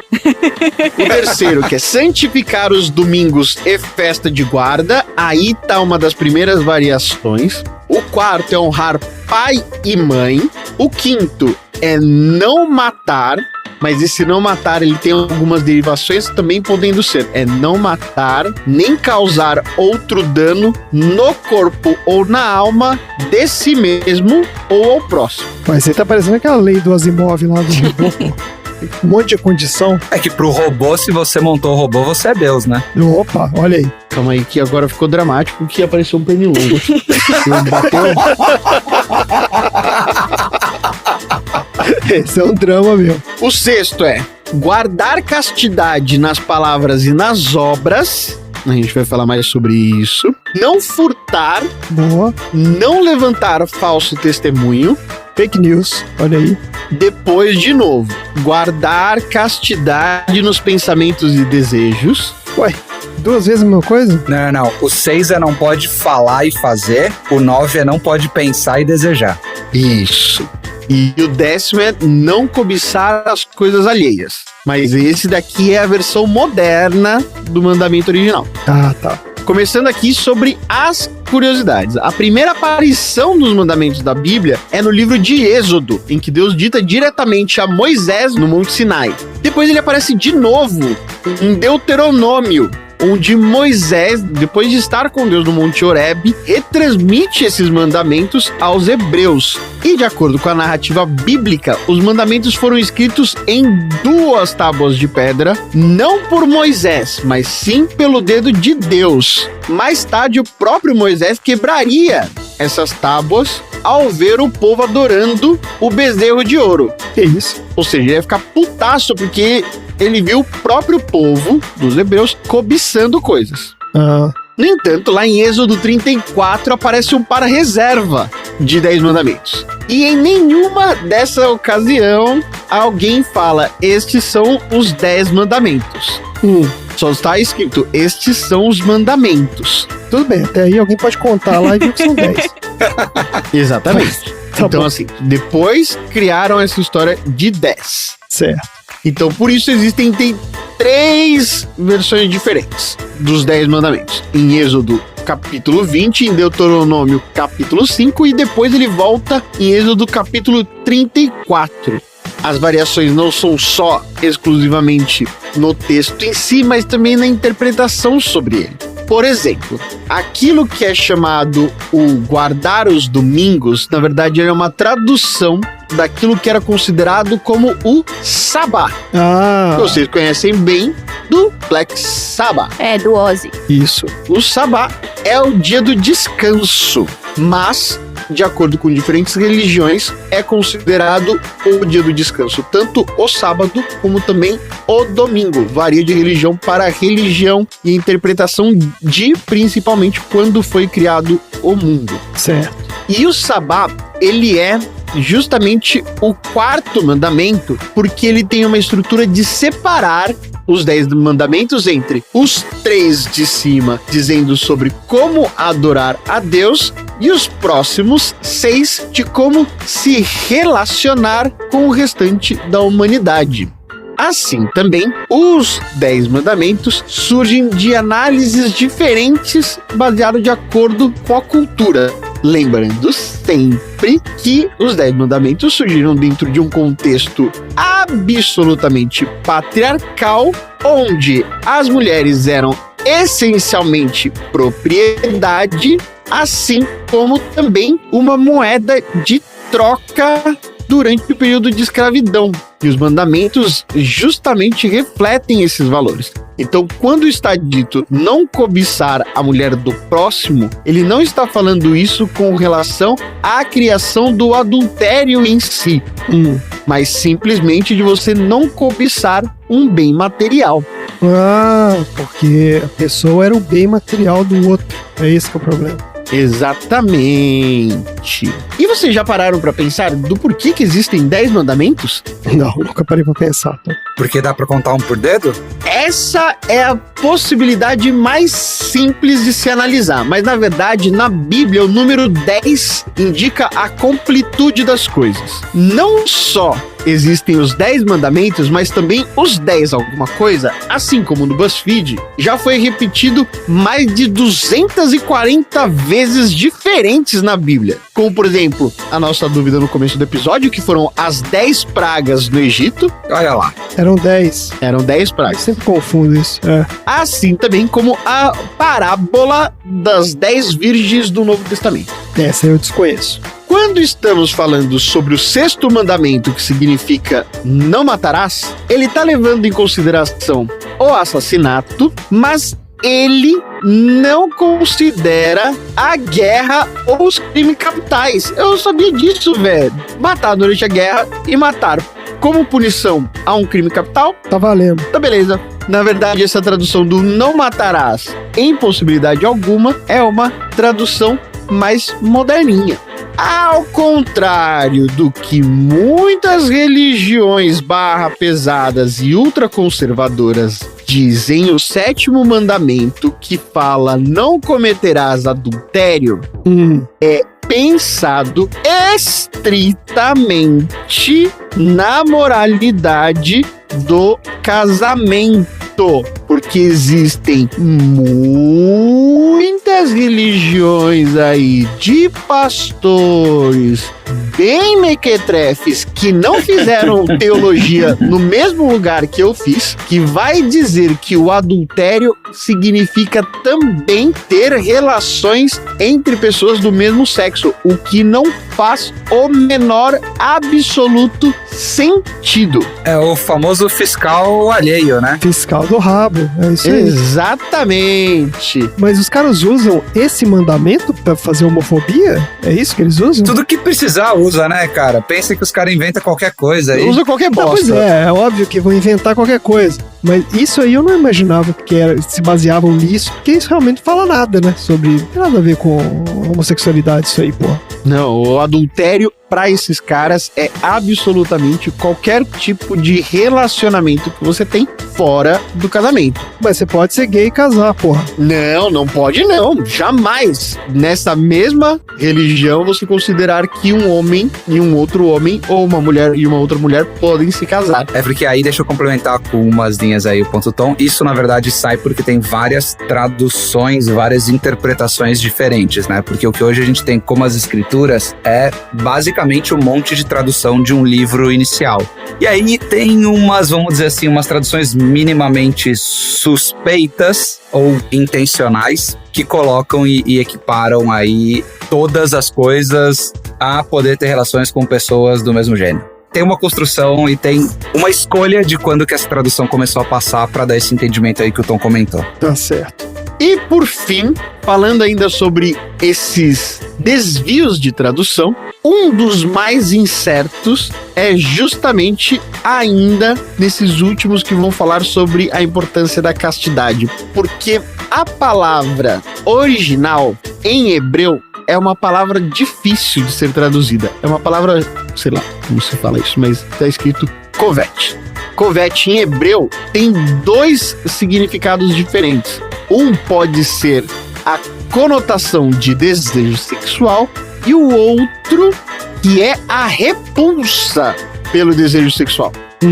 Então aí dá margem para você tentar entender de que ou você não deve ser uma pessoa muito desejosa ou você não poderia ter repulsa pelo desejo. Difícil de entender o que os caras queriam, né? Não tava ajudando muito. Exatamente.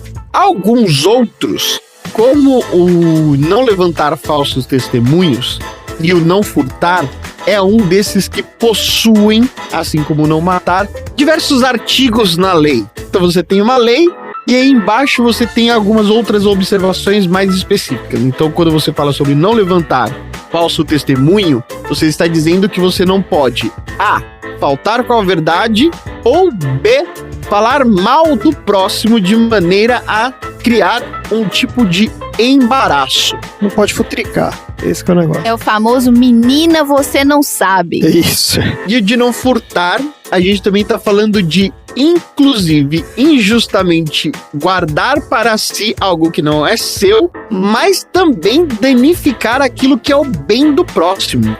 Então, não furtar é um pouco mais complexo do que a gente imagina, que fica imaginando roubar sem que a pessoa saiba. Tá bom. E é isso. E é isso? Encerramos os 10 mandamentos? É isso aí. Tá ótimo. Eu fiquei lembrando daquela cena do... Tem um filme que, se eu não me engano, chama A História do Mundo, que é uma comédia escrachada dos anos 70, eu acho. E aí aparece lá o Moisés, Deus fala com ele, né? Vou te dar os mandamentos aqui e tal. Ele sobe lá na montanha. E aí ele começa a escrever os mandamentos nas tábuas. Ele sai com uma porrada de tábua, um monte de tábua. Aí ele tropeça e cai, começa a quebrar aquele monte de tábua. Tudo aí no final só sobram 2 inteiras, assim. Aí ele pega as 2 e fala, vai essas aqui mesmo. E aí, tipo assim, por isso que eram só 10. É, a história do mundo do Mel Brooks, esse filme. É, esse aí, a história do mundo, isso mesmo. É uma das piadinhas que eu lembro desse filme aí. Tá ótimo, gente, maravilha. Tom, foi bom essa imersão aí nos 10 mandamentos? Foi maravilhoso. Fiquei sabendo de maneira um pouquinho mais profunda sobre algumas coisas que a gente tenta levar pra nós, mas a gente acaba não fazendo. Maravilha, gente. Bora pro próximo assunto aleatório.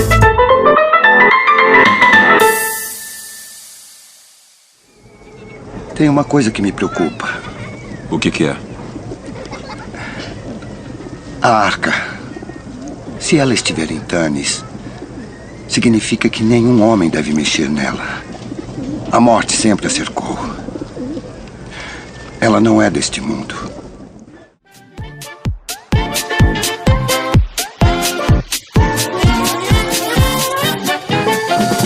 Marina, qual é o assunto aleatório da semana? O meu assunto aleatório da semana, que tem a ver com a perguntinha que eu fiz pro Sal no início. Maior defeito da história do filme. Na verdade, assim, o maior defeito da história do filme é que ele tem um problema no arco histórico, não histórico de história, mas história de história, né? Da história que é contada ali, tem um furo muito grande. Se você tira o Indiana Jones da jogada, a história não muda. Os alemães, eles iam achar a arca de qualquer jeito, afinal eles estavam cavando do lado, eles só iam continuar até achar. Eles iam levar pra algum ponto, iam abrir, iam todos morrer. Tirando a cena final, onde a arca está, né, indo pra um depósito norte-americano, tirando isso, que é a única forma deles saberem o que tinha acontecido com a arca, o Indiana Jones não tem papel nenhum na história. E quem disse isso pela primeira vez? Quem disse isso pela primeira vez foi a Amy Farrah Fowler, do The Big Bang Theory. Ah, olha aí. Existe um episódio inteiro de The Big Bang Theory que se chama The Raiders Minimization. Pra quem não conhece, né, o Big Bang Theory é um seriado de comédia que durou 12 temporadas e frequentemente apresentava os seus personagens principais discutindo e analisando várias áreas da cultura pop. Uma dessas discussões começou quando Sheldon Cooper compartilhou seu filme favorito com a Amy Farrah Fowler, que era o Indiana Jones e os Caçadores da Arca Perdida. Quando ela falou que ela nunca tinha visto o filme, ele ficou assim, em choque. Falou, não, você vai ter que assistir esse filme. E aí ele sentou ela e fez ela assistir o filme, e ele assistindo do lado, né, de olhinho brilhando. E assim que o filme acabou, ela acaba dando a sua opinião honesta. E isso sacudiu o Sheldon, fazendo, né, o queixo dele cair. Assim que terminou o filme, ela falou que, o filme tava ok, mas tinha um problema de história gritante. O Sheldon fala, inclusive, que ele assistiu esse filme 36 vezes e nunca percebeu um único problema. E pra quem conhece o Sheldon, significa que se ele nunca viu nenhum problema, não tem nenhum problema. Mas independente de como seu namorado se sente, a Amy ainda tentou dar uma minimizada sendo um pouco doce, mas ela explicou que o Indiana Jones não tem papel nenhum no desfecho da história. E a conclusão é de que o personagem, né, não impede que os nazistas encontrem a arca, mesmo que ele receba o medalhão da Marion antes, eles vão abrir a arca e o final, se o Indiana Jones não estivesse no filme, vai acabar sendo o mesmo. Ia dar na mesma, não é verdade? Ele nem impediu os caras de pegar o negócio. Se aquela arca também não tivesse aquele poder ali, ia dar na mesma, porque os caras iam levar do mesmo jeito. E de certa forma, a descoberta da Amy sobre a relevância do impacto do Indiana Jones na história dos Caçadores da Arca Perdida foi muito difícil de ignorar. Os fãs da série ficaram estarrecidos.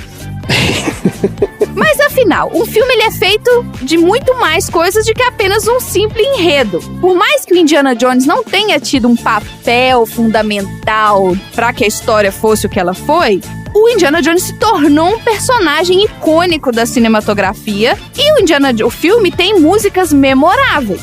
Todos desempenham um papel de o filme se tornar icônico, não necessariamente da história. Então, por isso ele ainda é um herói memorável. Pra quem não conhece The Big Bang Theory, eu vou só trazer um pouquinho dos detalhes. Ele teve, no ar por 12 temporadas. Os episódios eram episódios de 20 minutinhos. Cada temporada vai de 20 a 25 episódios por temporada. Então, foi muito episódio no ar. E assim que eu comecei a assistir o filme, eu lembrei do The Big Bang Theory, porque não foi só nesse episódio que eles citam. Esse episódio foi realmente focado no filme Os Caçadores da Arca Perdida, mas tem um outro episódio onde eles descobrem que vai se passar no cinema uma versão do Caçadores da Arca Perdida com 7 segundos a mais, ou 20 segundos a mais, um negócio assim, e eles vão pra fila mais cedo, e aí alguém fura a fila e no final eles não conseguem entrar, porque era aquele assim, first come, first serve, lotou, ninguém mais entra. E nisso o Sheldon dá um jeito de roubar o filme, e aí ele sai correndo com o rolo do cinema gritando tandarandã, tandarandã, e aí vai todo o público do filme atrás dele, muito igual, assim, fazendo as analogias visualmente com os filmes do Indiana Jones. Isso foi muito interessante. Mas uma das coisas que não seria eu se não trouxesse uma coisa dessa aqui. Não é Bad Vibes Cast, não se preocupem, até bem Good Vibes mesmo. Mas antes de eu trazer isso, antes de eu dar as opiniões, gente, vocês já assistiram The Big Bang Theory? Vocês têm alguma opinião sobre esse seriado? Eu assisti, achei legal a primeira temporada, depois fiquei com preguiça. Eu ria bastante no começo. É uma série que eu não sei porque eu parei de ver. Eu assisti vários episódios, né, Marina? Assim, quem mora comigo, obrigatoriamente, já deve ter assistido vários episódios, várias vezes, inclusive. Querendo ou não. Mas é legal, eu acho bem legal também. Eu achei que você ia falar daquele episódio que eles ficam o tempo inteiro cantando a música do Thor e Dr. Jones. Não tem um negócio desse? Thor and Dr. Jones, Thor and Dr. Jones. One plays with lightning, the other plays with bones. Thor and Dr. Jones, Thor and Dr. Jones. One plays with lightning, the other plays with bones.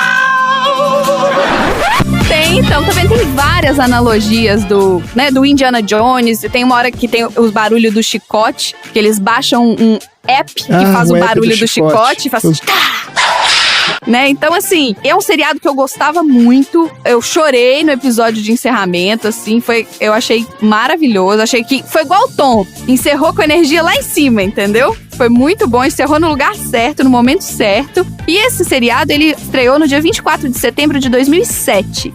Mas o seriado que efetivamente foi ao ar foi o segundo piloto. O primeiro piloto nem foi pro ar. Era uma estrutura completamente diferente, que tinha uma outra personagem mulher, mas o Jim Parsons, que é o cara que faz o Sheldon Cooper, e o Johnny Galecki, que é o cara que faz o Leonard, eles entraram tão bem no personagem, eles se encaixaram tão bem naqueles personagens que eles resolveram reescrever. Aí trouxeram aquele Coco como a Penny, trouxeram o Kutrapali e o Wolowitz para fechar esse quinteto das primeiras 3 temporadas. Mas vamos falar do Show Me the Money! Fazia episódio que não tinha esse grito. Tom Cruise tá no seriado também? Que hora foi pra isso que eu não vi? Entrou no portal. Eu vou falar o nome dos personagens pra ficar mais fácil de vocês visualizarem quem que é. Nas primeiras 3 temporadas, a Penny, o Leonard e o Sheldon eram os artistas principais e eles recebiam $60 mil por episódio. Tá bom. Nada mal, né? Tá ótimo. Na 4ª temporada subiu pra $200 mil por episódio. Lembrando que tem entre 17 a 25 episódios por temporada. A temporada dura 1 ano. E ainda tinha um adicional de 50 mil nas 3 temporadas seguintes. Então, né, na 5ª, na 6ª e na 7ª, foi subindo. Na 7ª, eles já estavam ganhando $350 mil por episódio. Tô até emocionado, eu tô triste por eles. Será que eles ganhavam, tinha um cafezinho também? Uma copa com cafezinho, que eles podiam pegar Eles um tinham lanche? camarim, sim, tinha tudo. Já em 2013, a Mayim Bialik e a Melissa Rauch, que faziam os papéis da Amy Farrah Fowler e da Bernadette Rostenkowski, elas já estavam atuantes na série, elas faziam parte do, né? Elas eram personagens, digamos assim, secundários, não faziam parte desse... Elas viraram parte do cast principal, né? Viraram, elas entraram, a Amy entrou pra ser o que seria uma Sheldon mulher, pra mostrar que ele poderia se relacionar, a Bernadette entrou pra ser um relacionamento do Howard, e elas acabaram ganhando gosto, né, do público e ficaram. Quando elas entraram, elas faziam de 20 a 30 mil dólares por episódio. E aí, os contratos novos delas, em 2013, dobravam isso. Chegavam até 60 mil dólares por episódio. Mas, na 7ª temporada, o Leonard, a Penny e o Sheldon, eles estavam ganhando 0,25% de todo o dinheiro que a série fazia. Ah, eles começaram a ganhar participação no rendimento do negócio. Sim, e retroativo. Senhor! Que isso? Porra, esses caras são bons de negociar contrato, viu? Pô, parabéns pra eles. Então, chegou ao ponto de que a partir da 8ª temporada, eles estavam ganhando $1 milhão por episódio. Eita! Aí sim! É meio pouco, né? O quê? Eu fico até triste.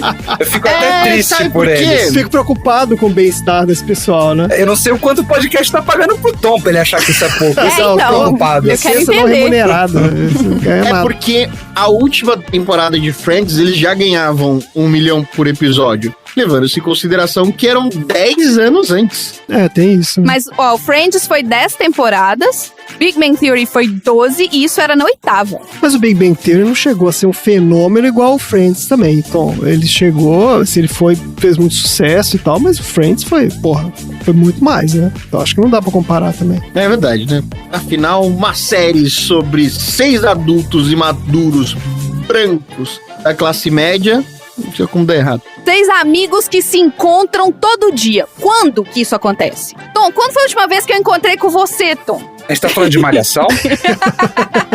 Mas olha, eu quero trazer um plot twist carpado aqui, que é o seguinte. Ah, Quando eles renegociaram o salário deles pra 8ª temporada, eles incluíram o Simon Helberg e o Kunal Nayyar, que eram o Howard e o Kotrapalli, do Raj, eles incluíram eles nos contratos. Então, os dois começaram também a ganhar $1 milhão por episódio. Então, o cachê dos 5 principais passou a ser $1 milhão por episódio a partir da 8ª temporada. certo. Da 10ª temporada, desculpa, foi na 10ª temporada que todo mundo tava ganhando $1 milhão. Só que aí, em 2017, eles 5 tiveram 10% do salário deles retirado pra que a Mayim Bialik e a Melissa Rauch tivessem o salário delas equiparado ao deles. Entendi.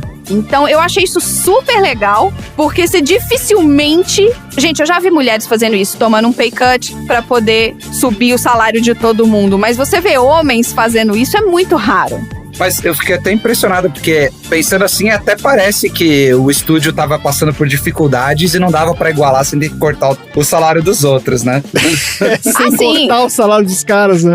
Pois foda, é. né? Aí é executivo também, né? Isso foi uma das coisas que eu achei mais interessante, assim, porque eles acabaram virando uma família, né? Os atores acabaram virando uma família, assim como deve virar, né? Você imagina, você conviver com uma pessoa por 12 anos da sua vida, no todo dia, você acaba, né, convivendo. Então, assim, eu acho que uma das partes mais interessantes pra mim mim, além de todas essas coisas de produção, é que eles trouxeram várias figuras da cultura pop pra série. Uma das últimas figuras, eles trouxeram inclusive o Stephen Hawking, quando ele tava vivo. Ele fez várias pontas no seriado, mas uma participação, só pra encerrar a minha participação aqui, uma participação muito interessante foi a do Mark Hamill. E aí, quando ele recebeu a convite pra fazer uma ponta no Big Bang Theory, ele, claro, quem que eu vou ser? Aí ele recebeu a resposta, não, você vai ser você vai ser o Mark Hamill, ator, que fez. Ele, nossa, esse é o pior papel que eu já fiz na minha vida. Porque ele nunca tinha representado ele mesmo, entendeu? O Mark Hamill é muito gente boa. E ele fez o papel de Mark Hamill celebrando o casamento do Sheldon com a Amy. Olha aí. Foi um episódio muito engraçado, onde ele perdeu o cachorrinho dele, o Wolowitz achou. Ele falou, o que eu posso fazer pra compensar? Bingo, ele colocou o Mark Hamill pra celebrar o casamento. E aí, quando o Sheldon e a Amy receberam a certidão, ele falava assim, olha, eu tenho um autógrafo do Mark Hamill na minha certidão de casamento e tal. Achei muito interessante isso. E eu acho que, assim, é uma série que me lembrou muito a faculdade, sabe? Todos esses caras dessa série, assim, me lembravam muitas pessoas com quem eu convivi quando eu fiz faculdade. Cara, eram todos assim, esse pensamento muito analítico, a timidez, não sei o que. E você vê o desenvolvimento do personagem, eu achei, assim, muito interessante. Já tem problemas hoje, né? A galera já tá problemificando o fato deles terem colocado piadas da religião judaica porque o Howard é judeu, deles terem estereotipado o Raj Kutrapali porque ele é indiano. Mas tudo é produto da sua época, né? Eu acho, inclusive, que é uma série que melhorou com o tempo, porque, eu não sei se você tinha essa mesma impressão, mas acho que na primeira temporada, talvez a primeira e a segunda... na primeira temporada a Penny era uma idiota. Era muito aquele estereótipo da loura burra, né, e dos nerds. A gostosa que é burra e os caras que são mega inteligentes, mas que são socialmente incapazes e tal. Então era um pouco bobo nesse sentido, e depois mudaram isso, né? Ela foi ficando mais esperta ao longo das temporadas e começaram a colocar aquelas outras meninas também, que aí, porra, eram muito mais interessantes, né? A Bernadette é biomédica, é doutora, a Amy também é neurocientista, então assim... E eram personagens engraçados, que interagiam com os outros caras, zoavam os caras e tal. A Bernadette é demais. Ela é. Pô, isso foi muito legal. Então deu uma amadurecida também nesse sentido, né? O que é comum, né, porra? 13 anos de seriado, porra. O negócio quando começou, o mundo era de um jeito e depois, porra, as pessoas vão melhorando, né? Se espera, pelo menos. Esse é meu assunto aleatório da Big Bang Theory. Alguns segredinhos de The Big Bang Theory, que é um seriado que eu gosto muito.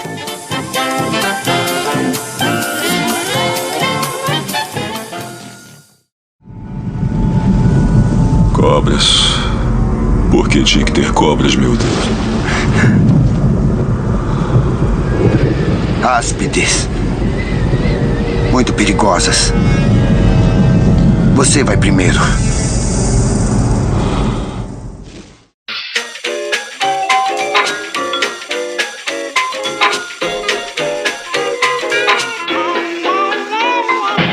Sal, a gente encerra aqui o nosso episódio maravilhoso mais uma vez com a participação do nosso convidado. Então, qual é o assunto aleatório da semana? O assunto aleatório da semana é: você já se perguntou, depois que o filme acaba, o que deveria ser feito com os artefatos e a arca e tudo que aconteceu?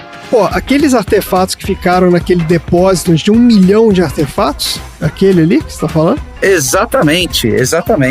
Então, a notícia, a informação, a discussão de hoje é: a Alemanha restituirá arte saqueada à Nigéria. Então, o primeiro disclaimer que eu vou fazer aqui é: eu não estou fazendo nenhuma comparação de quem eram os vilões do filme, quem eram os artefatos, como eles foram adquiridos, nem nada, tá? Isso é por conta do ouvinte.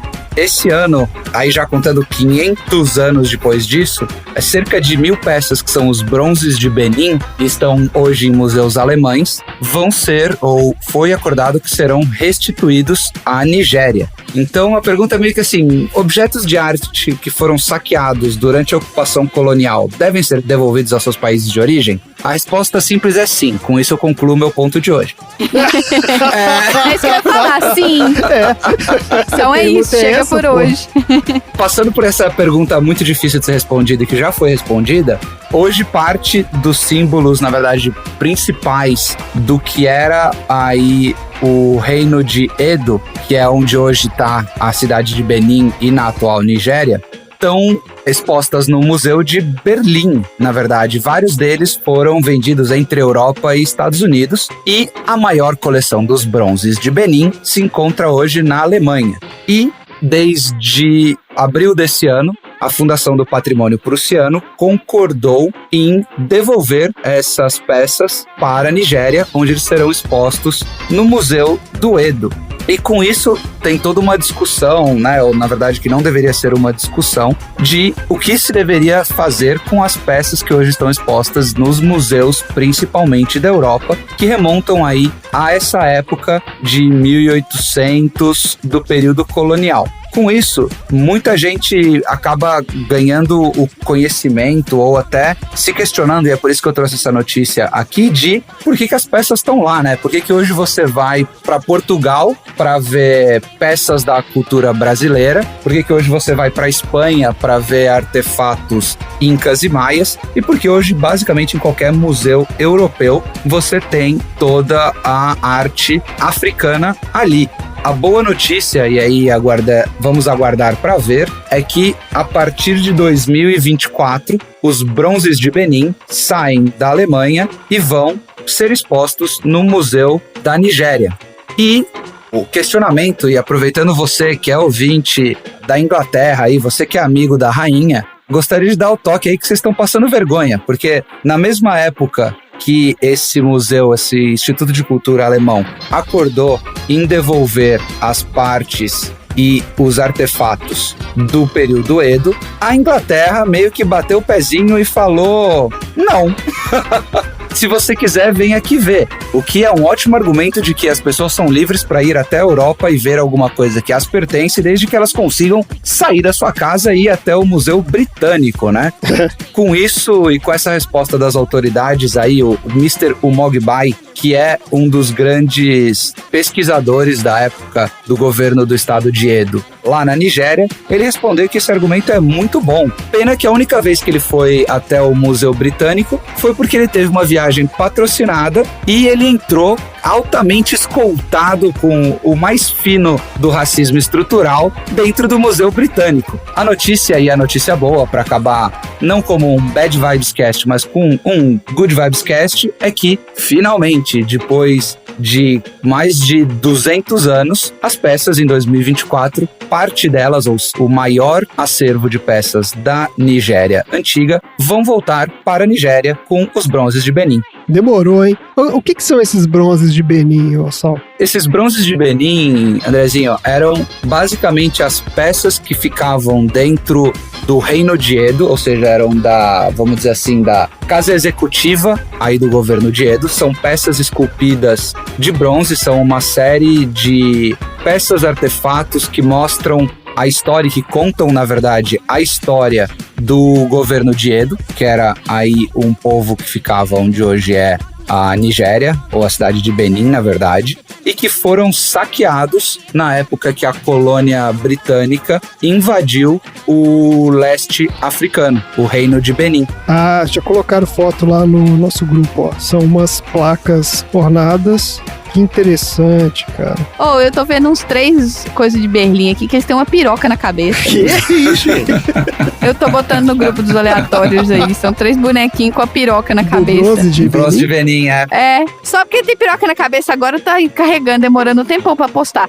Posta Telegram, arrombado. Aí foi. Tem umas placas que eu tô vendo aqui, tem uns galos, na verdade, de bronze em tamanho real, né? Tamanho de um galo de verdade. Olha só. Tem umas representações das pessoas, então rostos, corpos e todas essas coisas, e hoje tudo isso tá lá. Tá lá, né? Pra terminar aí com o porquê que isso é importante, isso é muito mais importante do que várias outras coisas, do que fazer o post escuro no seu Instagram, é um dos principais artistas de Benin, o Joy Obamina. Ele representou o que quer dizer, e numa frase bem simples aqui, né? Ele diz que isso, o retorno dos artefatos pro lugar sede deles, significa bastante, porque além de colocar uma inspiração nacional para as pessoas da Nigéria, ele também é uma forma de conectar o povo atual com os seus ancestrais. Porque vamos lembrar que não tem direito a ter passado só quem tem sobrenome europeu. Todos os seres humanos têm direito de saber da história, mesmo que ela não seja uma história tão bonita e tenha a coroa britânica indo meter bala em todos os seus antepassados. Porra, pra você ver a história do seu país, você tem que viajar pra Inglaterra, porra, pra ver as coisas que estão lá. É um absurdo, né, cara? Quando vocês assistiram o Pantera Negra, vocês não acharam meio justificado o roubo de recuperação dos artefatos, não? Eu acho que é aquela velha história. Vamos lá, se eu tenho, vamos dizer que eu tenho alguma coisa, escolhe um bem aqui que eu possa ter em casa, Marina. Aquele pop ali, ó, que eu tô vendo ali no canto. Isso, eu tenho esse pop aqui. Se você um belo dia vier me visitar, meter isso na sua mala e levar pra sua casa, e aí o Andrezinho me convidar pra ir visitar aí vocês, e eu pegar ele de volta, isso é roubo ou restituição?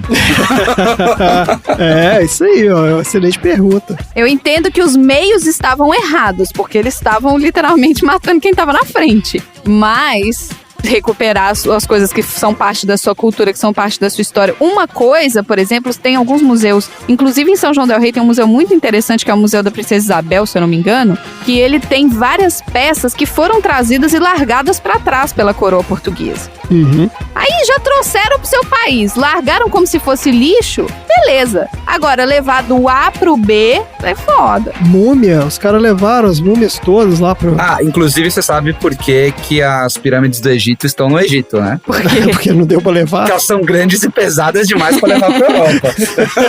Exato.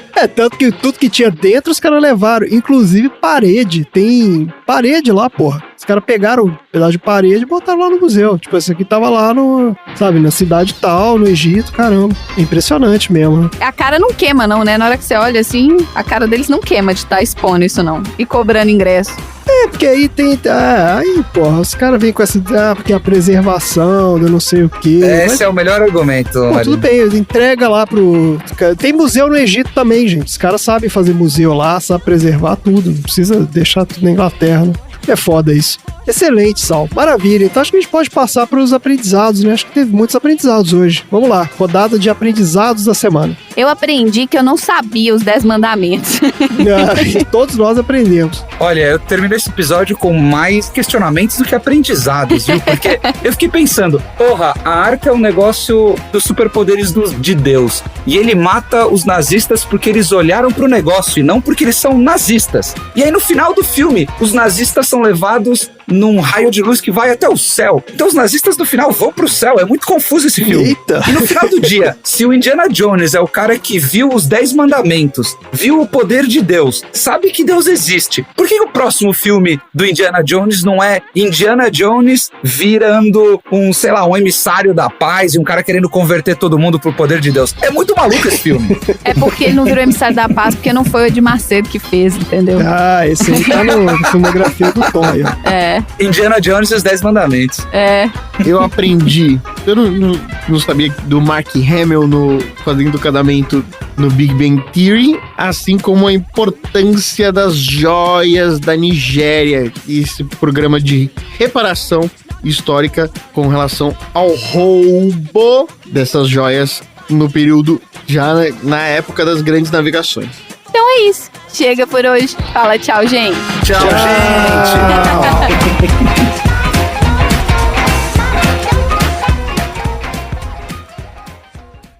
Fim da... Muito bom, então, gente. Bora pro próximo assunto aleatório. Vamos lá. Meu questionamento pro assunto aleatório de hoje Pera. Eu tenho que fazer a entrada. Opa, tá bom, perdão. Só resetar aqui. Pausa pra vir. Não falo mais também. Então é isso, chega por hoje.